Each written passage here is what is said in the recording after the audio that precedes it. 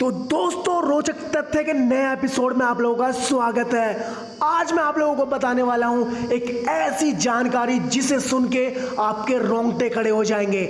आज हम बात करने वाले हैं आत्महत्या के बारे में। जैसे कि आप लोगों को पता चल गया होगा, कल एक्टर सुशांत सिंह राजपूत ने अपने घर पे, अपने फ्लैट में मुंबई में आत्महत्या कर ली।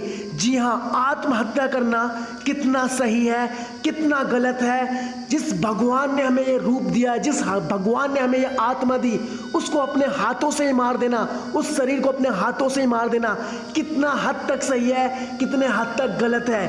क्या लिखा है इस बारे में हमारे गरुड़ पुराण में? जी हाँ, गरुड़ पुराण, जिसमें हमारी मृत्यु के बाद की सारी सच्चाई लिखी है। उससे पहले सब्सक्राइब करें मेरा यूट्यूब चैनल। तो चलिए चलते हैं।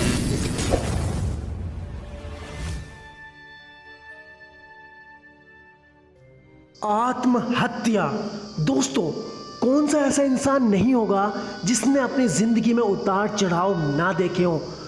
रतन टाटा से लेके अंबानी तक, इब्राहिम लिंकन से लेके आइंस्टीन तक, जितने भी बड़े इंसान हुए, जितने भी महान पुरुष हुए, उन सभी ने ऐसी सिचुएशन जरूर देखी होगी जिनका मन किया होगा कि मैं अपनी ज़िंदगी को ख़त्म कर लेता हूँ। लेकिन नहीं, उन्होंने अपनी ज़िंदगी से हार नहीं मानी। उन्होंने हर एक सिचुएशन को देखा, हर एक सिचुएशन से लड़े और अपनी ज़िंदगी में एक नई पहचान बनाई।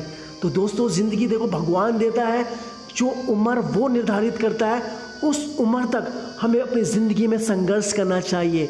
आप लोगों को बता दूं, 84 लाख योनियां भोगने के बाद हमको मनुष्य का जन्म मिलता है। 84 लाख योनियां मतलब सांप, कीड़े, कांटे, मच्छर, मक्खी, ऐसे जन्मों को पार करने के बाद जब हमारे कर्म अच्छे होते चले जाते हैं, उसके बाद हमको एक मनुष्य का जन्म मिलता है। और उस मनुष्य के जन्म में अगर हम 20 साल की उम्र में, 23 साल की उम्र में फ्रस्ट्रेट होके, किसी ने हमारा दिल तोड़ दिया, हमें बिजनेस में घाटा आ गया, हमें लॉस हो गया, अरे यार, कौन सी ऐसी सिचुएशन नहीं होगी जिसका समाधान नहीं होगा। हर एक सिचुएशन ऐसी होती है जिसका समाधान जरूर रहता है। भगवान हमें ऐसी परिस्थिति में डालता है तो भगवान ही हमें ऐसी परिस्थितियों से निकालता है।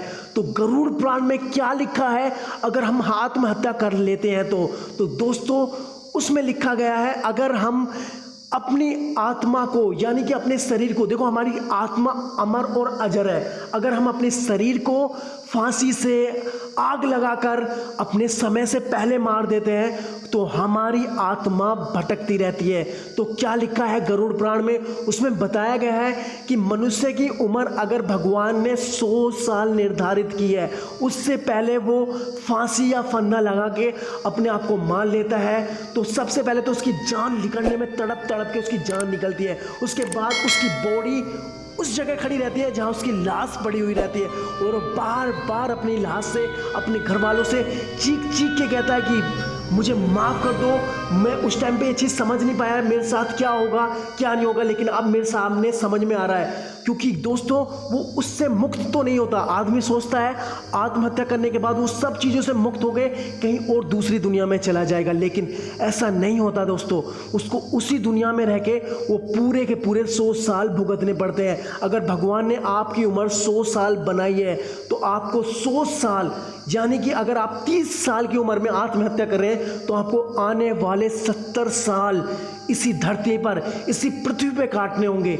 और दोस्तों देखो, जो हमारे दिमाग में टेंशन रहती है ना, उस टाइम पे हम मरते हैं तो वो टेंशन हमारी आत्मा के साथ हमेशा रहती है। वो भटकती रहती है, कभी इधर भटकती है, कभी इधर।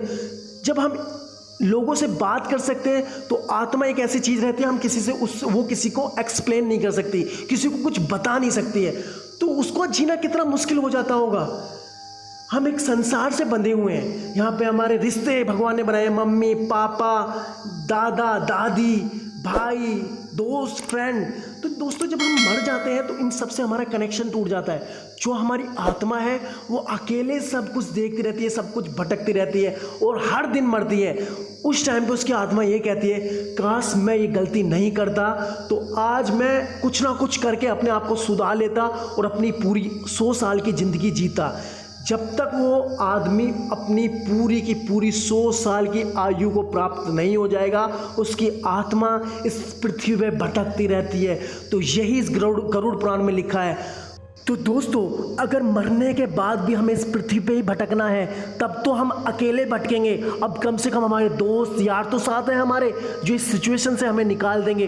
और भगवान जो सबके ऊपर है, वो हमें जिस सिचुएशन में डालता है उस सिचुएशन से खुद निकालता भी है। बस मनुष्य को हार नहीं माननी है।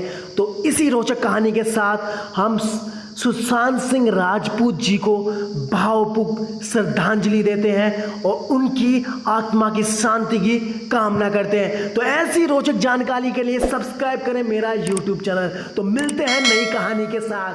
बाय बाय, टेक केयर दोस्तों।